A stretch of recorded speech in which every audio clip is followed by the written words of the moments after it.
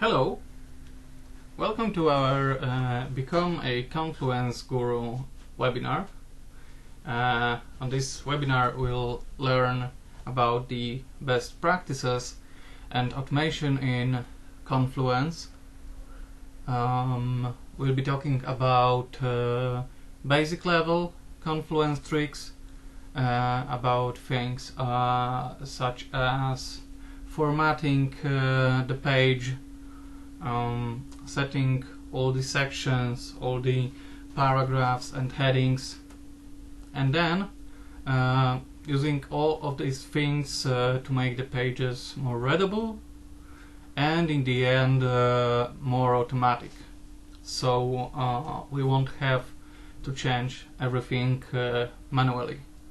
Confluence is overall a very nice and versatile system, but it's worth remembering that it's not a file repository, and it's also not a text editor.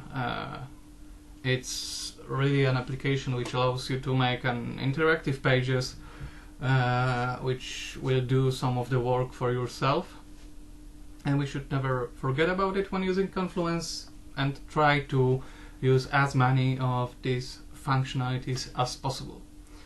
So, a word of introduction about me. My name is Krzysztof Dałbrzewicz. If you were wondering how is this name spelled in Polish, I am a community manager for InfoDesign, specializing in Atlassian Confluence, obviously. For most of the time at work, I work at a big corporate client, helping to manage two separate Atlassian Suite instances, both with Confluence ready. I advise the users, write documentation, help to style pages, help to set up knowledge bases and organize knowledge in the organization. Besides that, I have media and marketing experience, from which I have migrated to the IT industry, and to say some things about ourselves, our company. So, as info design, we do consulting works, implementation, custom software development, trainings, and of course conduct these webinars as here. We also have a second brand which is called Coresoft Labs.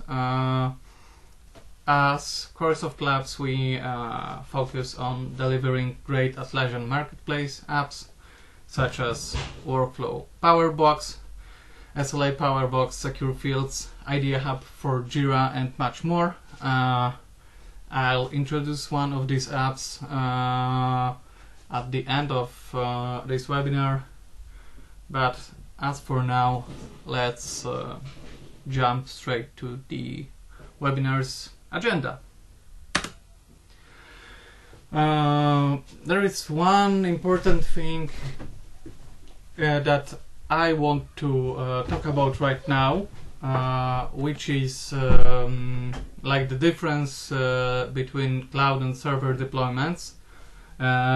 In this presentation, I'll perform the things on our server deployment. This is of course the same as the data center deployment, so more or less the same as the data center deployment, but in case any of the functionalities that I will be talking about is a little bit different on cloud, I'll of course say it, say what's the difference, but as I've said before, we are mostly talking about the basic features, the basic functionalities of Confluence, and these are more or less the same between both cloud and server deployments. So in this case you shouldn't really feel any difference at all. And we are arriving at the agenda. So what are we going to talk about today? First of all, we're going to make your page attractive and easy to read, as easy to read as possible with Confluence. Secondly, we are going to use the most basic tools that allow us to style the text properly in Confluence. Thirdly, we are going to structure the text in Confluence, structure the content in several ways. Then we are going to go to automatization. So basically we'll cover all the basic functionalities that allow you to avoid double effort, duplicate work. I don't want to do that because, well, we have the tools to avoid that. I've learned this the hard way. Some of these things are really based on my experience when I started to work at this huge corporate customer. I thought that there might be some better and more sophisticated ways of doing things that allowed us to run more detailed searches and so on. But in the end, it turned out that these sophisticated method failed because they required more work, and people of course wanted to make shortcuts and avoid this additional work. So now I'm rather preaching how to do things in an easy way that is more or less foolproof. So thanks to this automatization, we're going to make all, of course, tables of contents, link tables or other content tables generate automatically for your convenience and for safety of your content. And after I tell you about all these things, we'll also try to show you how can you secure your Confluence content using one of our apps, which is called Secure Pages for Confluence, and is available for both server and cloud deployments. Okay, so give me a moment. I am opening our demo Confluence instance. By the way, I'd very much like you to wait with the questions until the end. The Q&A session will be a great moment to answer everything, either these questions you ask here on Zoom or the questions that you just want to speak out with. Okay? Okay, so it is already loaded. We can go to our Confluence instance and show you all the necessary tricks. So, basically, I hope that everyone who is here on the event is aware of how Confluence looks and what are the basics of the application. Sadly, I won't have time to explain it in detail today, so I'll just assume that everyone of you knows how to add titles, add some content, save the page, and then we'll work on it. So basically, let's give a title to our page and go to the first point that I wanted to talk about with you, and this will be how to structure your content within a page. So the very basic tool to do that is the page layout tool. When you click on it, you can see that in fact what we have seen as a single long page is one section with its clear borders and so on. And if we want, we can add additional section or change the layout of this very section that we have here. So let's put it to use and show you in which way we can structure a page to create a pretty simple how to page with table of contents and clear content separation. So we're going to start with the two column section with right sidebar. When I clicked it, we see that here we have two separate columns right now. We'll also add a section, and this section will be a single column section again.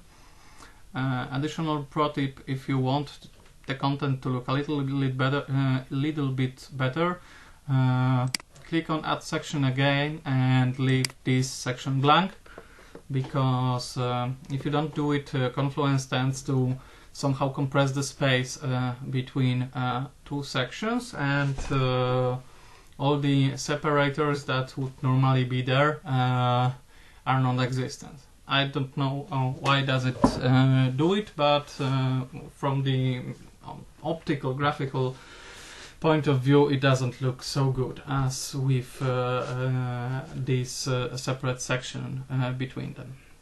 We will add a simple macro here. This will be the table of contents, of course. Then I'll add some details here. So here is introduction to the topic. We'll add some lorem ipsum so it looks a little bit more thick in content. Then we'll add it here, click on publish and see how it is structured right now. So we can see the table of contents is non-existent, even as we added it as a macro. I will elaborate on that in just two more steps. As for now, I want to go back here and show you one more thing regarding these page layout things. Because what I learned from previous events and previous trainings that I have conducted, the common question here is, but is it possible to introduce your custom layout? Because as you can see, the options are quite limited.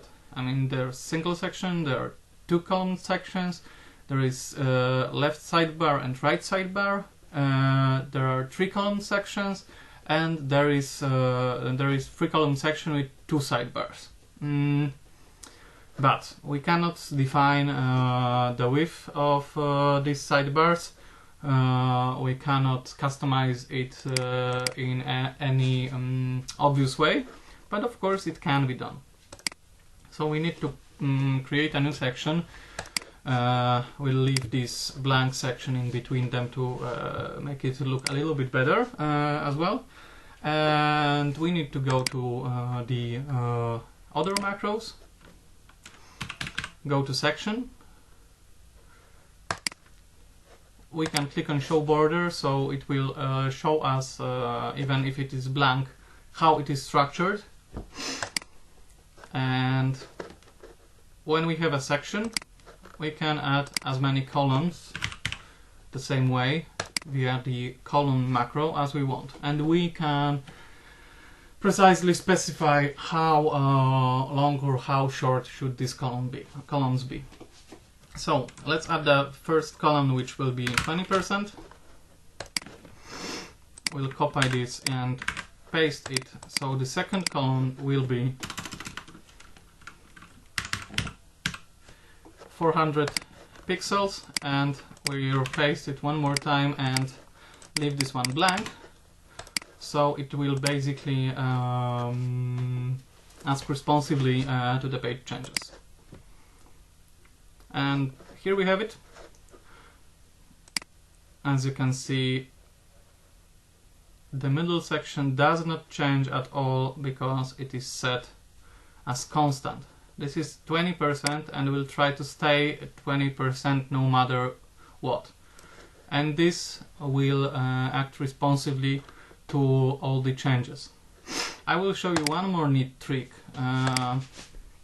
because people are often asking when we are entering images into Confluence how to make them responsive, because we when we load up an image, for example here, there is always a problem that it's you can set the size as pixel, or it can be made small, medium, or large, and there is no option like, for example, fit to the screen. And what is I guess a little bit surprising, if you click original, it will always act as a responsive image. So in this example we have this custom section defined down here, and if we move the screen, the image will of course act responsively and resize itself on the fly. I hope that everything is clear about adding page layouts, and now we are going for the headings and text styles.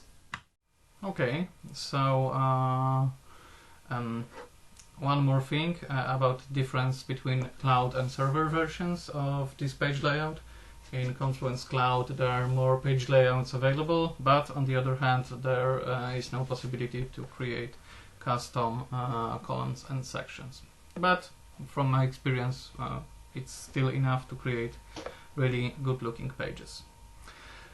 So now headings. Why are headings important if someone hasn't been paying attention to the Microsoft Office suite? I can select the heading levels here. Let's start with heading 1. Here we'll add a heading 2.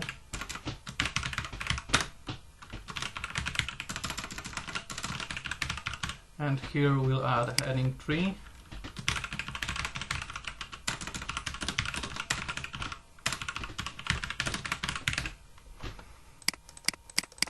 And what will happen when we save it?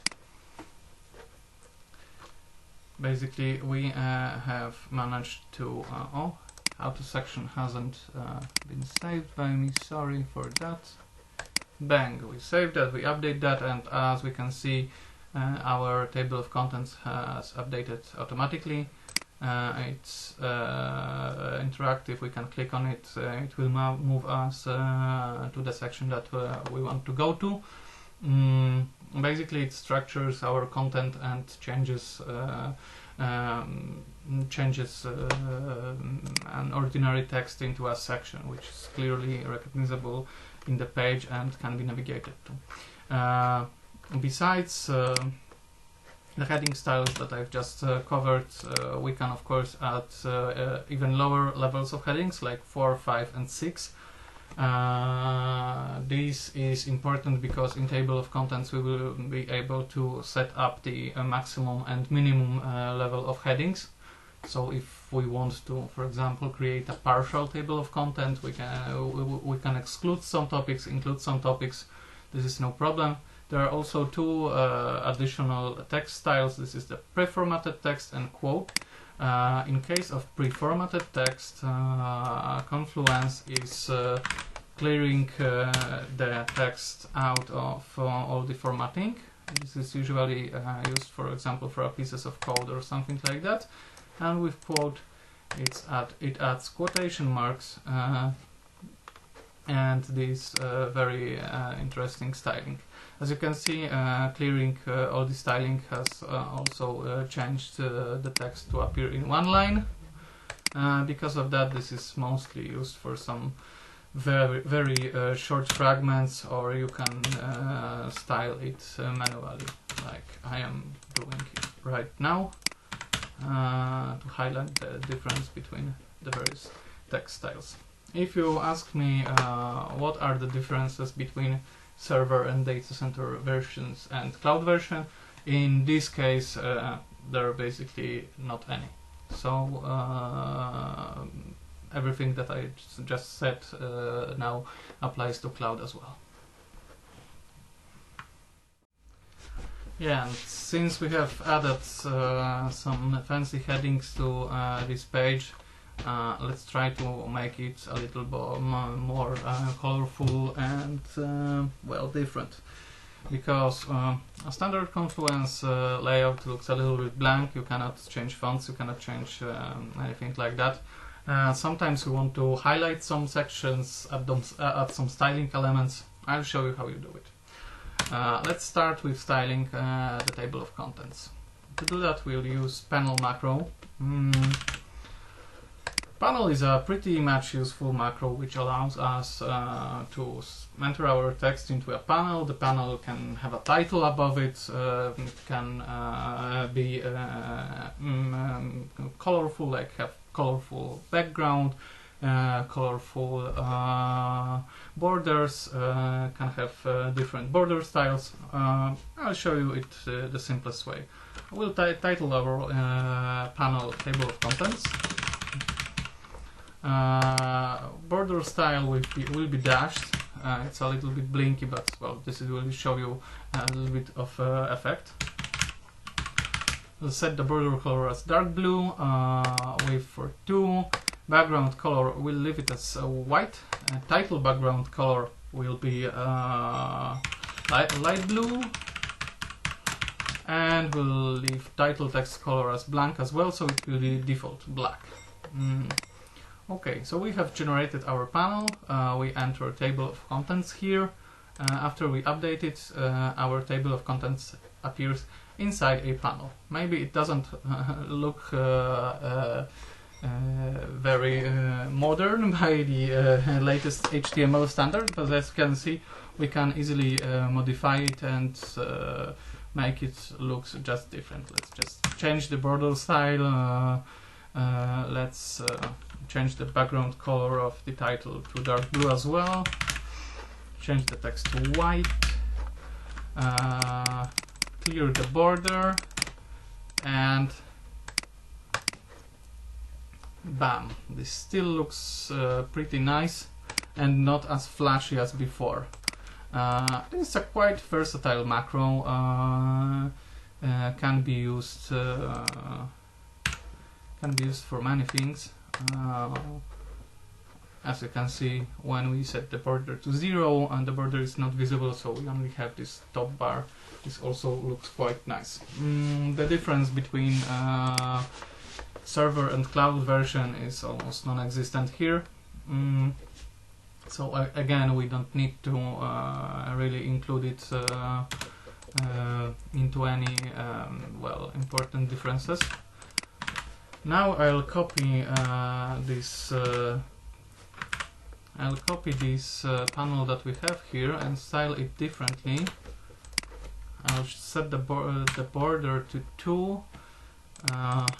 Don't set the title background. I'll set the border color to green, and then we'll move this whole how to section here inside this panel. And we'll also enter this pre-formatted text into a panel to show the differences. How can we make it even more different and even more standing out?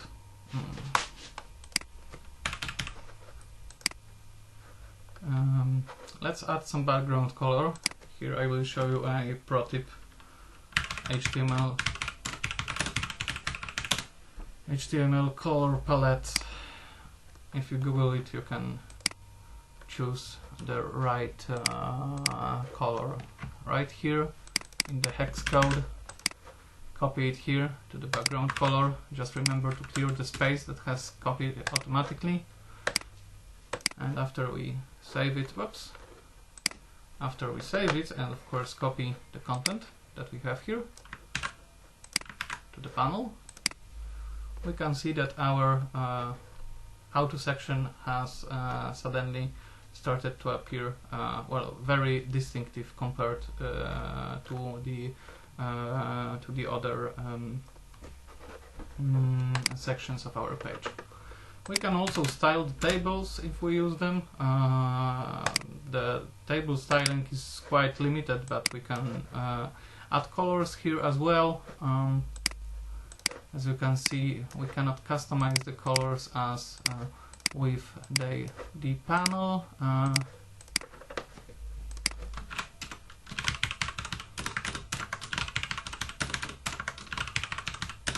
But still, this allows us to somehow differentiate between the columns and rows if we need that. As you can see, the page doesn't look so blank, and we can work on making it even more trimmed and readable.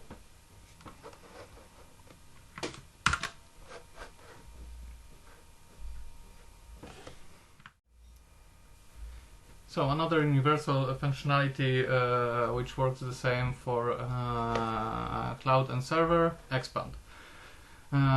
This will be, I think, the shortest part of our presentation today. Basically, remember that not all things that are on the page need to be visible all the time.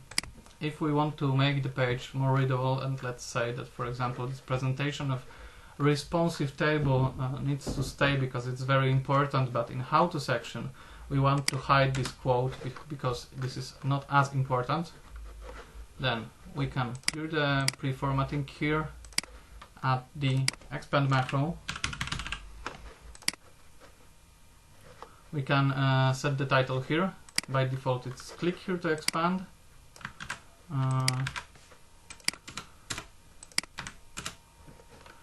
And we can also, for example, put another expand macro here, so you will see how does it look.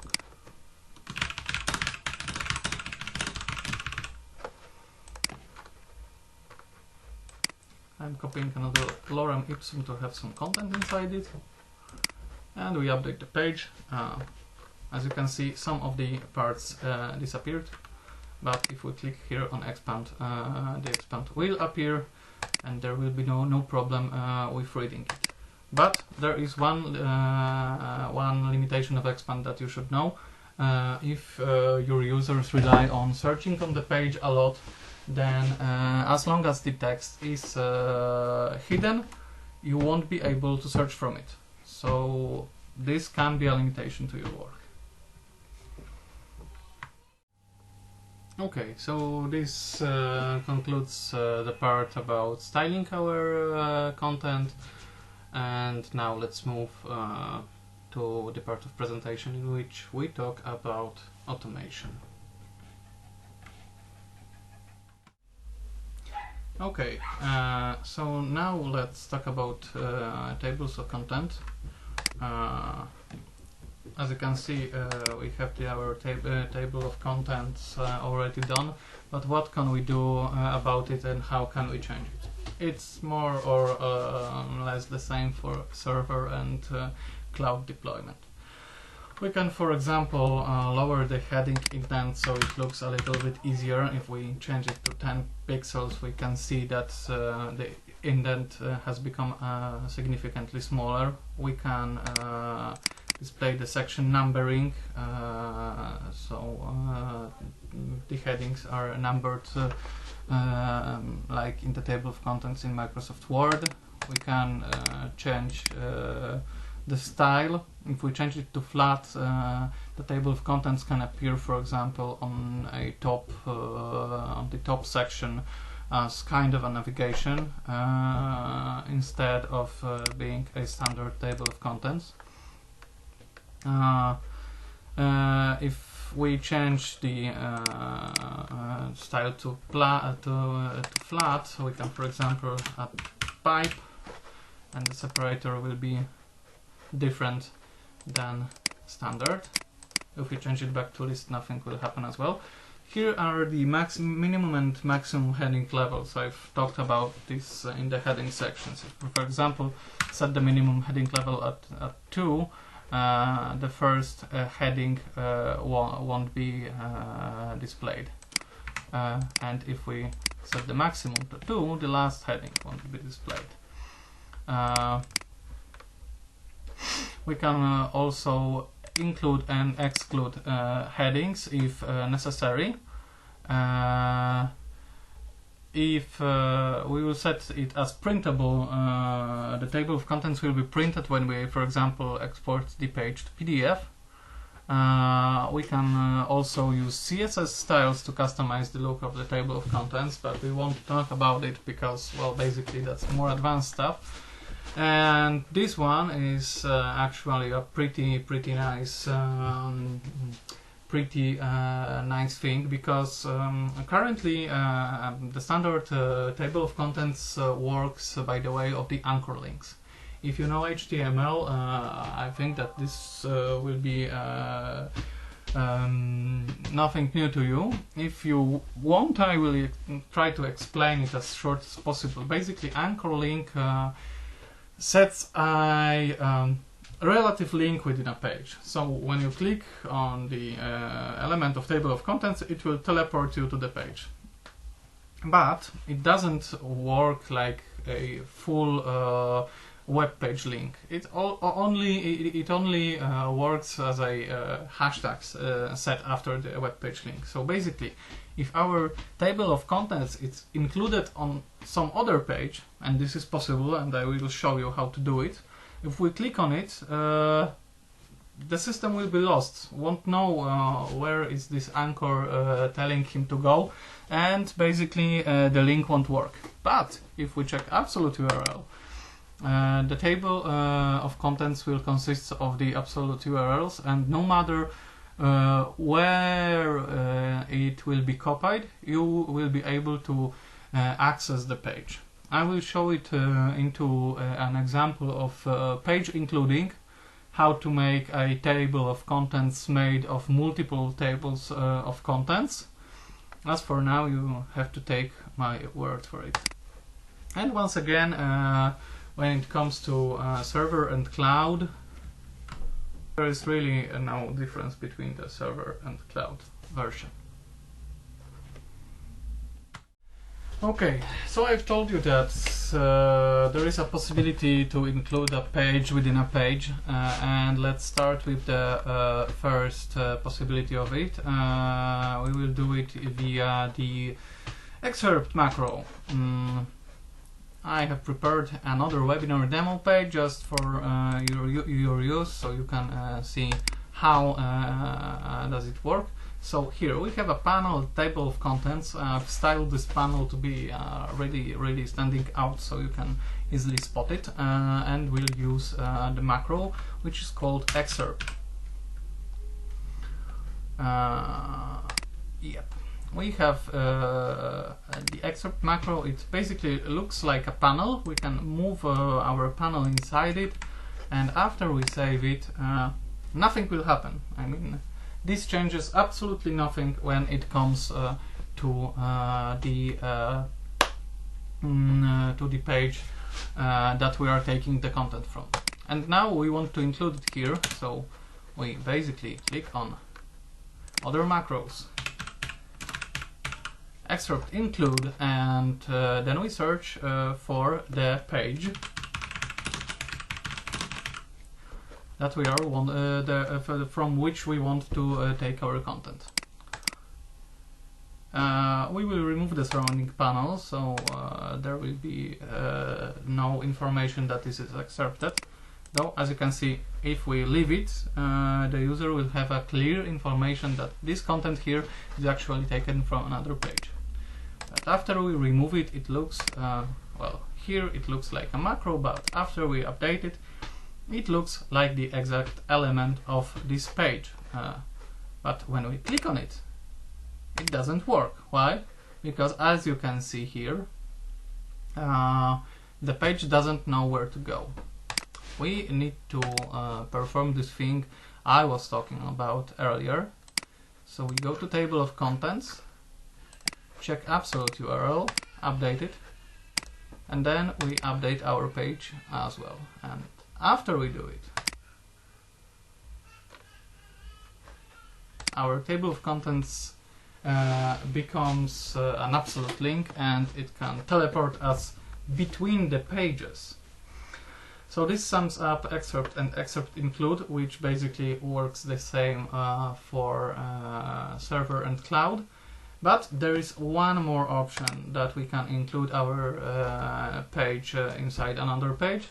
Besides using the excerpt macro, we can also go for the page include.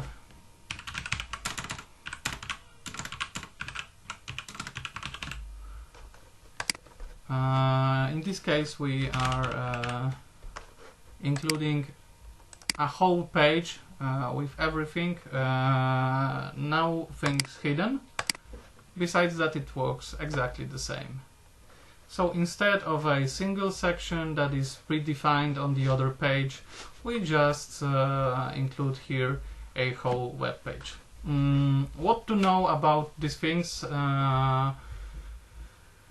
Of course, they work the same on the cloud and server. And second thing, even more important,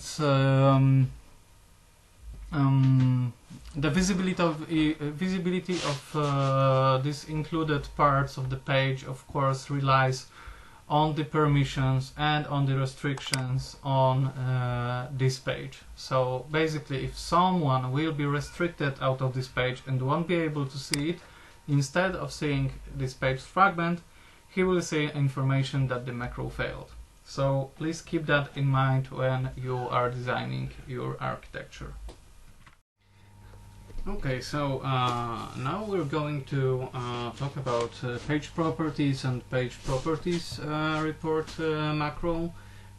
This is often an overlooked functionality of Confluence, which allows us to create an automatically updated table. I have already prepared the pages that will help us understand how does this work. So let's start with the page properties. This page is empty. I have created a few more pages which are already filled with content. But on this one I will show you step by step what should we do and how will it work. I think that it's easiest to understand it by doing it. So we go to macros again, search for page properties.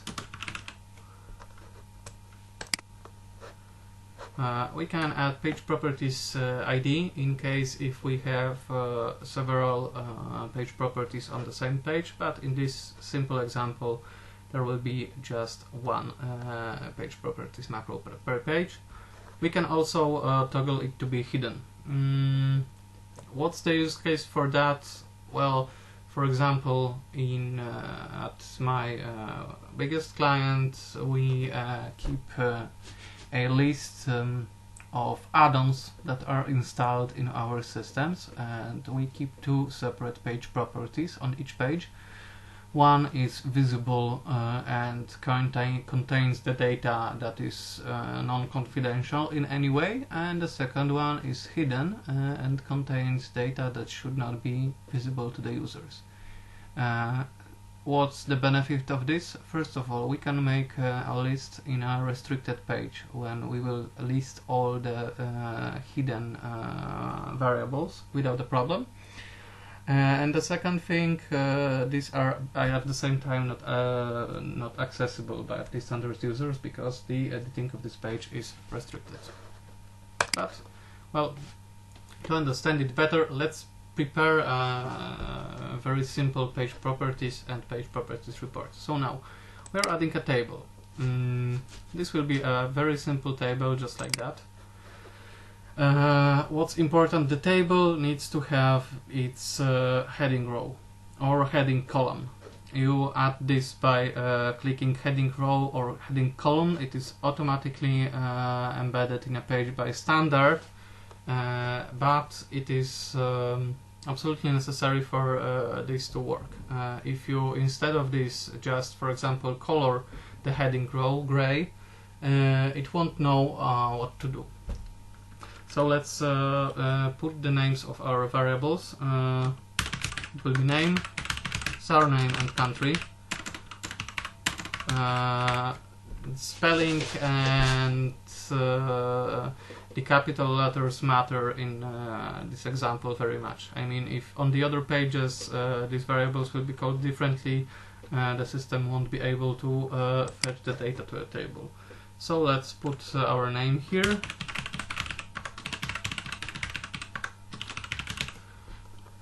Update. As you can see, page properties is not visible. All we see is a table here, and what's important, we need to add an identical label to each page that should contain our page properties. In this case it is pp report, pp, and I have already included into it two other pages than this one. So if we browse it, you can see that there is page properties 2 with name, surname and country, page properties 3 with the same data. And now we go back to our webinar demo page. I click on edit, and let's say that we'll add a new section to our layout, and then we go to other macros and go to page properties report, and let's see what happens now. So we need to define the label first, so pp report, we have it. After we preview it, we can see that there is the page title, country, name, and surname visible everywhere. There is also quite a lot of options here. We can, for example, change the title column heading. As you can see, we've changed it to page name. We can define which columns should we show. For example, if we define only country and name. As I said, this is capital letter and spelling matters here, so country and name, and now it's limited to these two variables only. Once again, if I clear it, everything will show up. We define how many items should be shown. In case, of course, there are more, the page will automatically paginate, so this is no problem. You can also define the sorting, show the comments and likes count and reverse sort it. But we'll leave it like vanilla without additional options. We click on update here, and this is our page properties macro embedded and ready on page. If we add another elements, of course a new things will appear here when we reload the page. Moreover, to help you with adding the proper table heading row names and the proper labels, I will get back to this macro in a few moments when we'll be discussing content templates to show you how you can make this content, this page properties report foolproof. Okay, so let's go to another two macros that lets us organize the content. Let's add a heading here.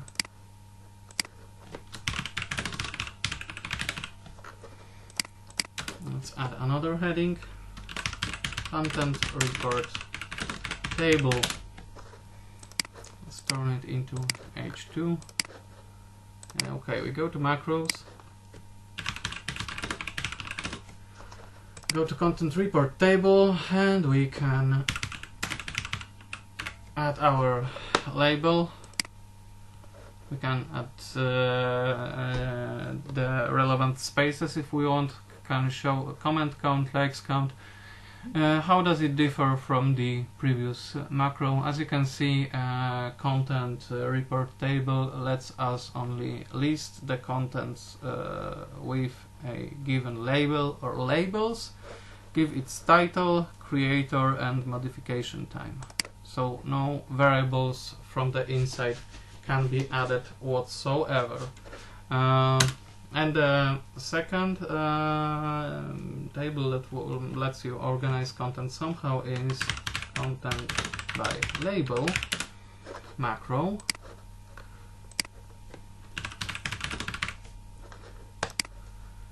In which we can just add our label, and this will appear in this way. We can also add an extra display, so it will show us the first sentences that appear in a page. In this case, this will be, of course, our table that we have created for page properties report.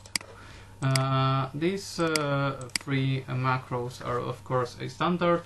They behave pretty much the same in server, data center and cloud deployments, and I think that's a staple that everyone who works with content should know, because, you know, as for the use case, all of three are very useful in the terms of organizing knowledge, organizing knowledge base elements, organizing documents that you add to your Confluence instance. And what's very important, if of course you take care of the labels or set the labels automatically using templates,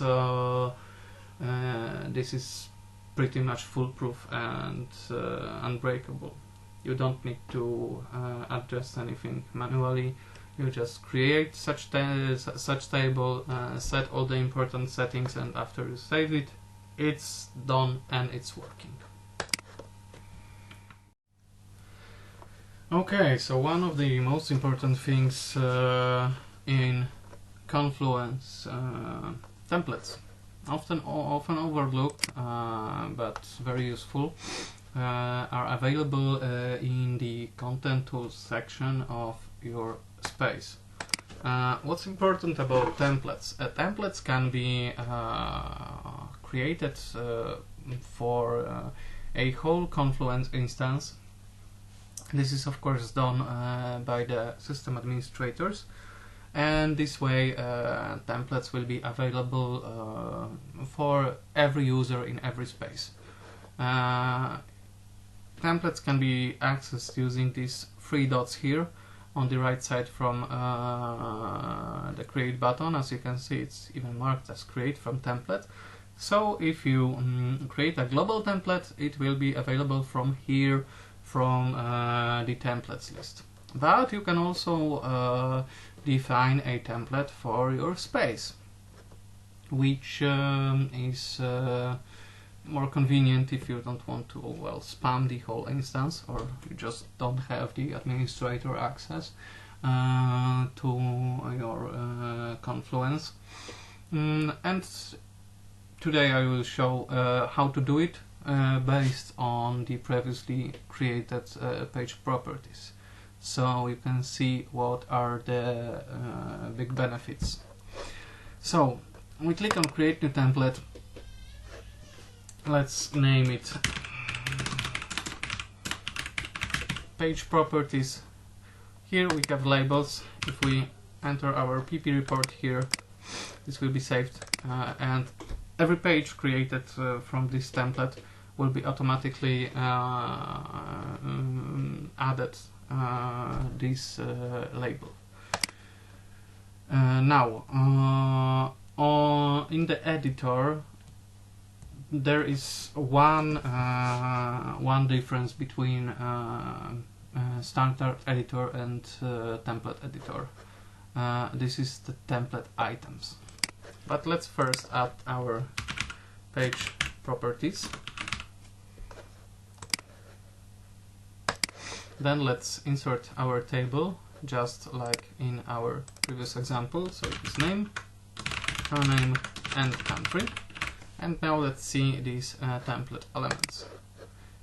if you insert the instructional text here, you'll be able to set a text on a gray background that will disappear upon either editing it or saving the template as a page.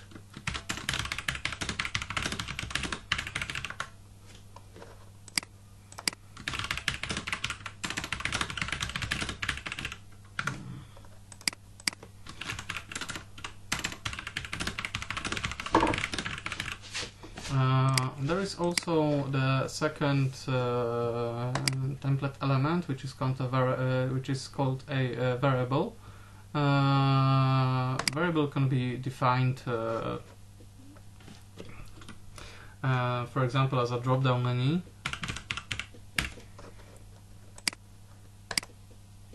As you can see, this can be either a text, multi-line text, or list. If we create a list, we will need to enter elements separated with a comma. So, for example,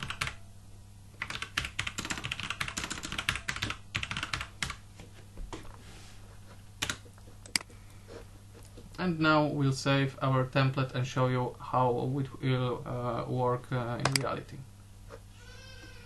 So we have created our page properties. We can add a description here. We go to page properties again, click on create from template and click on show more, search, search, search, search, search, and here is our page properties.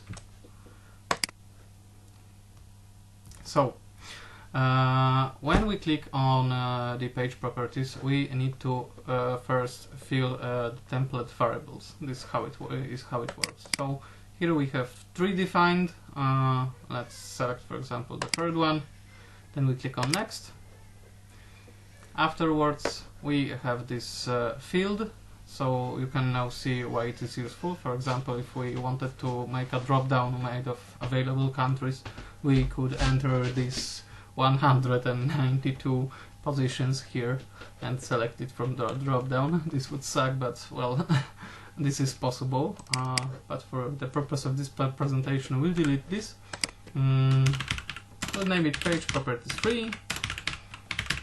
And as you can see, here we have this instructional text. So let's name this guy Billy, Jean. And country, well, for example, France. France sounds so good, yeah? So we click on publish.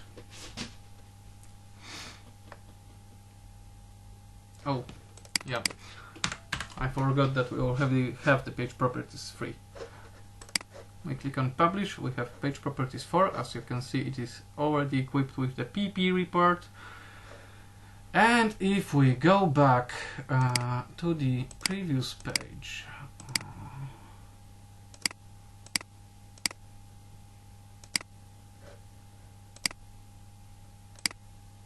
and webinar demo, now we have the additional page properties report position here on the list. If we want to make this even more convenient, we can add here the macro, which is called create from template. Go to create from template. We pick our template page properties. We rename our button to create new page properties. We can add a title page properties. We can add a few variables. So let's say current date will be our name for it. The space key will leave empty. Let's also put it into a panel so it is even more visible.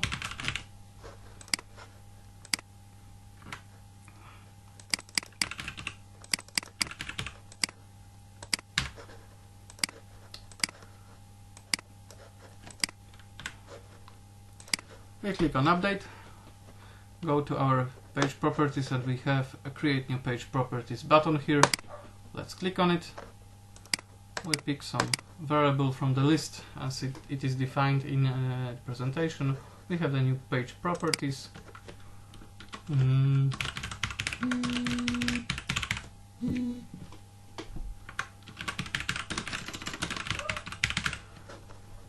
save, click on publish, get back to the webinar demo, and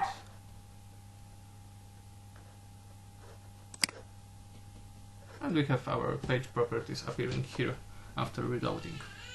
So that's basically the all the basic Confluence macros which allow automation of our content and our content lists. Okay, so now I would like to tell you how to combine these automation good practices with page security. This is not possible by default and out of the box in a standard Confluence server, data center or cloud deployment, but it becomes very much possible with our app called Secure Pages, available for cloud and server, and with data center version in the pipeline. This small but awesome app lets you automate restriction management, lets you create restriction templates, and in this way eliminate the biggest weak link in the content security process, which is of course the user. It's exactly the same as with the labels. If you don't let the user make any mistake when applying restriction templates, you are not going to have security flaws. So let me present how does it look on a real Confluence application.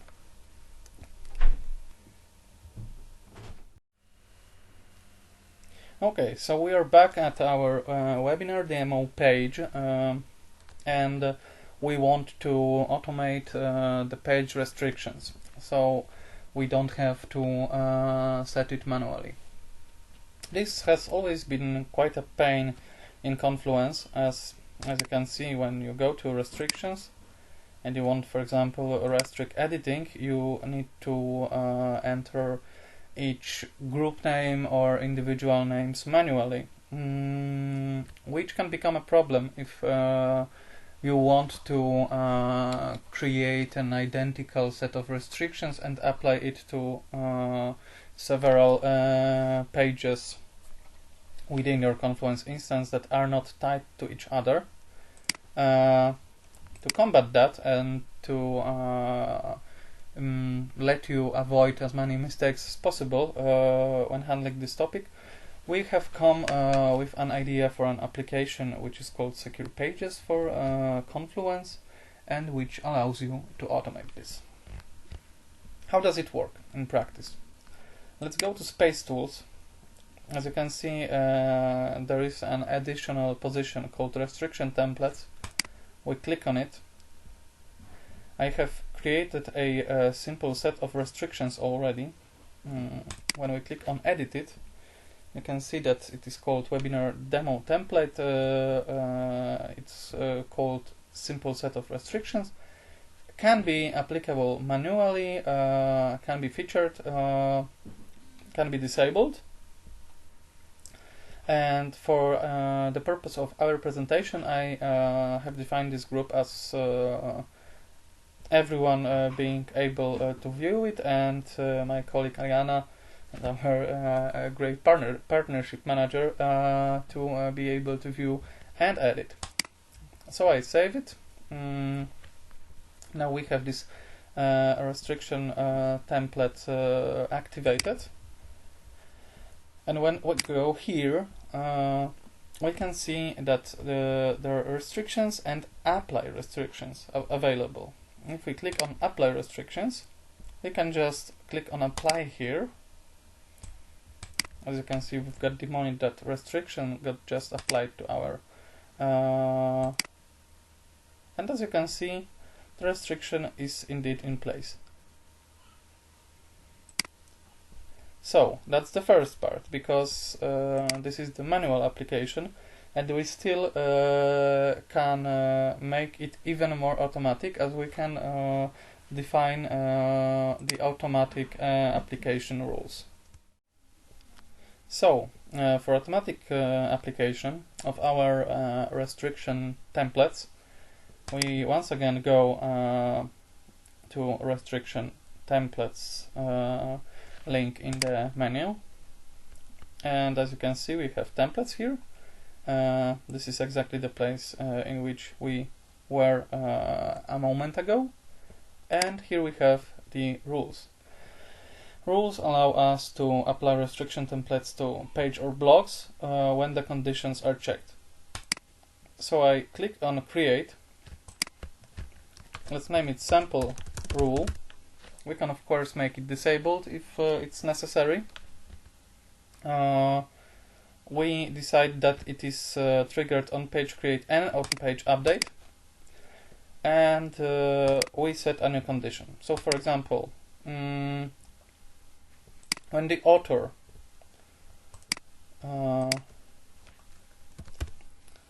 is Ariana,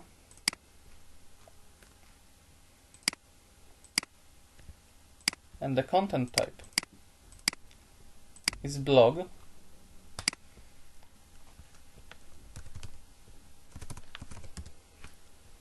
the webinar demo template will be added.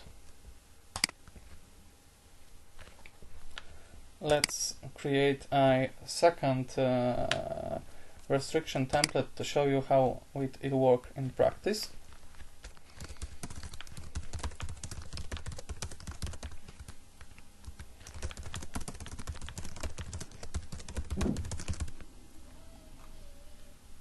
So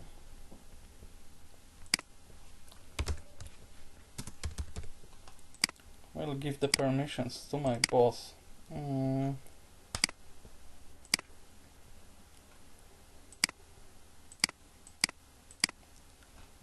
he's added. And now let's go to rules and create some rule that will be regarding me.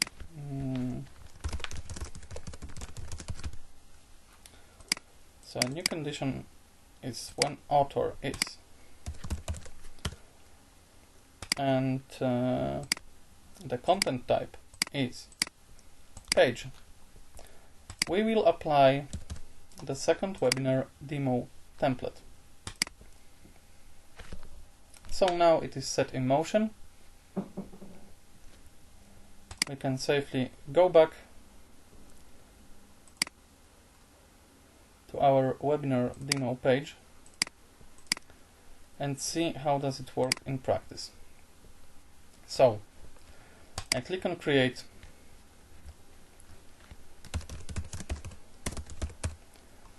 I publish the page,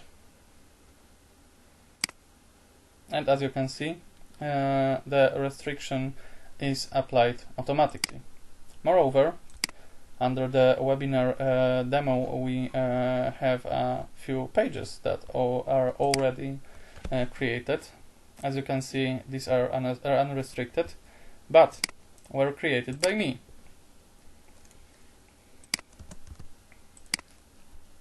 So we click on update. As you can see, restrictions already apply. So setting up restriction templates and applying automatic rules, well, to keep them at bay and take like all the weight of the applying restriction templates from your users is really a no-brainer, and any space admin can actually do that. Secure pages allow for pretty intuitive setting up of both restriction templates and automation rules. So I hope that you will try it out. It's available on Atlassian Marketplace. So just search for Secure Pages for Confluence. You can see the documentation there. There is cloud and server hosting available. And of course, every user can order a free trial and check out how does it play with his own Confluence instance. Okay, so for the last part, now we are going to go through the questions and answers section, in which I will try to answer as much of your questions as possible, as well as the questions that hopefully appeared during the webinar. In case we won't make it in time to answer all the questions, we can always answer by email if that's not a problem. So let's go.